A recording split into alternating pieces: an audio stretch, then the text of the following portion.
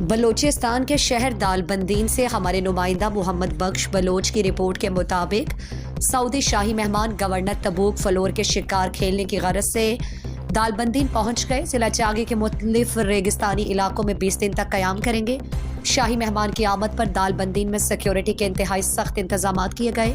Governor تبوک prince Fahad بن سلطان بن عبدالعزیز کا اپنے خصوصی طیارے کے ذریعے دالبندین ایئرپورٹ پر شاندار استقبال کیا گیا۔ اس موقع پر سعودی سفیر نواب سعید المالکی، سابق صوبائی وزیر سخی میرا مان اللہ خان نوتزئی، کمشنر رخشان ڈویژن شاہ عرفان غرشین، DIG پولیس وزیر خان ناصر، ڈپٹی کمشنر چاگی طفیل بلوچ، اسسٹنٹ کمشنر دالبندین محمد جان بلوچ، سابق ڈسٹرکٹ چیئرمین میر داؤد خان نوتزئی، ضلع چاگی کے سعودی نمائندے پرنس محمد جان کاشانی، حاجی لطیف نوتزئی، حاجی شاہ جان کاشانی، چیئرمین فیصل خان نوتزئی اور دیگر موجود تھے۔ گورنر تبوک ایئرپورٹ سے سیدھا اپنے قافلے کے ساتھ شکارگاہ کی طرف روانہ ہوئے۔